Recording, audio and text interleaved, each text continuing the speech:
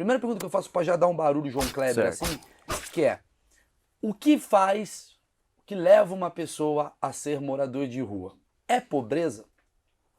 São vários fatores, na realidade. A gente não pode colocar isso num saco, assim, falar, não, é igual você falou, não dá pra gente traçar um perfil certo. Cada pessoa tem uma história. A gente normalmente costuma falar que a gente trabalha com singularidades. Cada pessoa tem uma história pra acabar chegando na rua. Tanto que a gente nem usa o termo morador de rua, a gente usa o termo pessoa em situação de rua. Porque aquela pessoa não mora na rua, ninguém mora na rua, na realidade. Elas estão em situação de rua. Então esse lance tem gente que é porque teve conflito familiar, teve gente que é porque passou muito tempo no sistema penitenciário e acabou saindo, não tinha suporte. Teve gente que é por causa de perder o emprego, pobreza. Então tem vários fatores que fazem a pessoa chegar até essa situação de rua. O último desses fatores vai ser o uso, por exemplo, de drogas, substâncias. Normalmente a galera já vem com essa ideia de assim, o cara tá... O achismo, né? É isso, o cara tá morando na rua, ele tá em situação de rua porque ele usa droga. Não, de forma alguma. Curiosamente, o que eu ia te falar é o seguinte, das duas pessoas que eu entrevistei lá naquele dia, as duas eram pelo mesmo motivo, eram dois homens Certo. por desilusão amorosa. É isso, acontece bastante. E aí, eu quero que você fale, obviamente, mas eu vou falar qual foi a visão que eu tive. Meio que eu percebi que esses caras viraram moradores de rua, meio que pra punir, de alguma forma, essa mulher que deixou ele, tipo Tá. assim, você vai me deixar, você vai ver o que você vai fazer comigo. É praticamente, é quase como um suicídio, Sim. do tipo, você vai ver o que você vai fazer comigo. O cara vai pra rua, pra a mulher a vida inteira se sentir culpada, do tipo, mano, eu deixei o Armando naquele estado. Sim. Isso acontece? Acontece assim, mas eu acho difícil assim você acreditar que você tá penalizando a outra pessoa, né? Lógico que dentro do seu achismo também, do seu entendimento daquela situação, você fala, pô, eu vou punir essa pessoa, então a maneira que eu encontrei pra punir essa pessoa, de repente, é eu me prejudicar. Isso acontece, realmente acontece. Mas eu acho que não afeta muito essa outra pessoa. Não, com certeza não afeta. A pessoa tá achando que sim. É isso. Mas as pessoas vão pra situação de rua, como você Sim. falou, por conta de desilusão amorosa. Você vê muito caso. Sim. E geralmente é o que, assim? O que você sente? Meu, como eu falei, cada história é uma sim, história, tudo né? bem. Mas assim, você vê muitos casos de que de repente o relacionamento não estava dando certo por conta de traição, ou por conta de ideias opostas, como relacionamento de qualquer pessoa.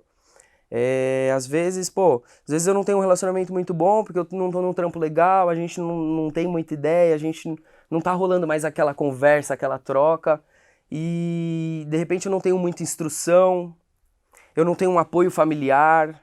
Então tem vários motivos que fazem, eu só tenho essa pessoa, eu sou casado com essa pessoa, eu vivo com essa pessoa, eu só tenho essa pessoa, ela é o único suporte que eu tenho. E aí, em determinado momento da história, a gente tá findando, a gente não tem mais um motivo. E tem gente que acaba sofrendo muito com isso, e aí encontra esse caminho. Fala, não, eu vou pra rua, porque eu não tenho mais um motivo pra estar aqui, pra continuar vivendo, pra continuar trabalhando, pra continuar, sabe, seguindo a vida padrão que a gente conhece da Saquei. sociedade. Aí eu vou fazer uma pergunta pra você meio doida aqui. Você acha que qualquer pessoa pode se tornar uma pessoa de situação de rua? Caralho, com certeza. Isso é o que a gente mais conversa e são os debates que a gente sempre tem com os próprios profissionais que trabalham nesses serviços. É assim, hoje eu tô aqui, hoje eu tô desse lado. Mas, meu, é assim, ó, é rápido pra eu estar do outro lado. É muito... Pensando no cenário socioeconômico do nosso país de muitos anos, não vou falar de agora. Agora o negócio tá feio, né? Agora a coisa tá... Agora a gente já tá semi, né? A gente já é meio um cosplayzinho ali. A gente tá bem fudido. A minha barba na já real. tá aqui. É isso, a gente tá bem fudido.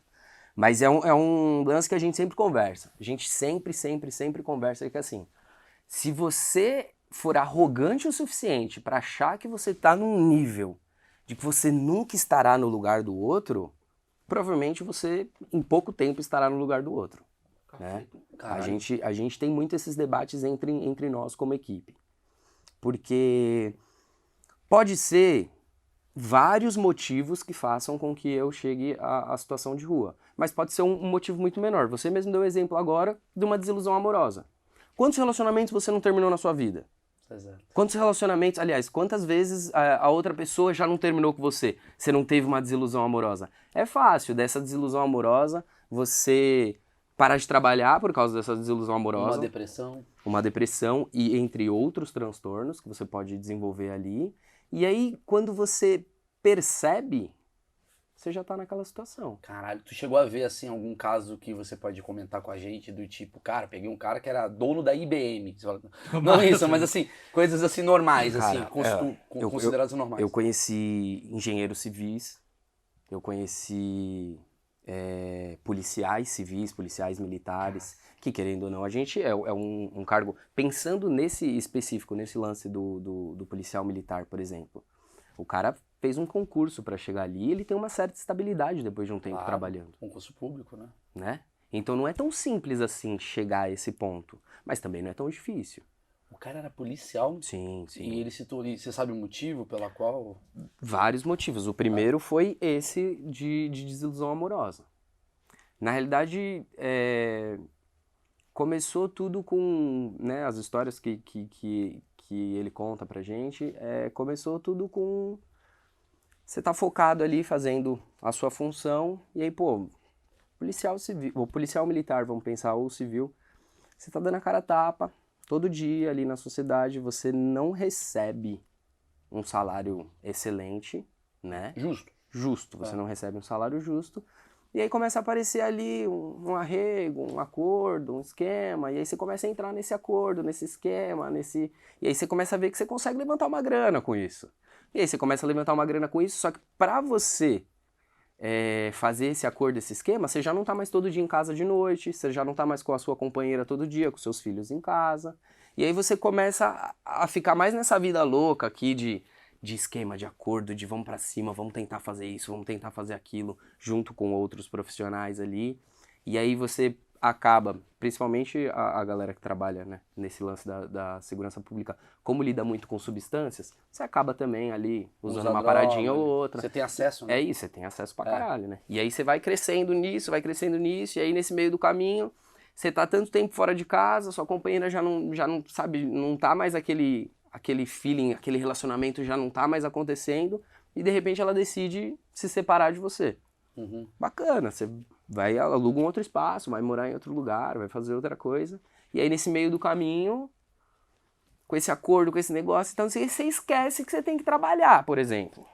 Porque você tá só fazendo isso, você tá ganhando muita grana fazendo isso. Você tá ganhando muita grana nesse esqueminha aqui.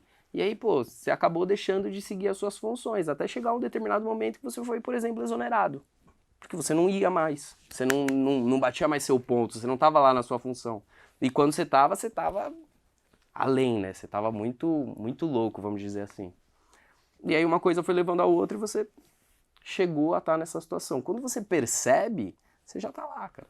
Então meio que a vida do cara é tirada do cara de uma hora pra outra, ele meio que não sabe pra onde ir. É meio que o morador de rua chega à conclusão que é um cara que tá com depressão e ele tá sem base alguma. Eu pensei nisso também. É isso, o suporte, é o lance do suporte. Suporte é fundamental, a gente sempre conversa.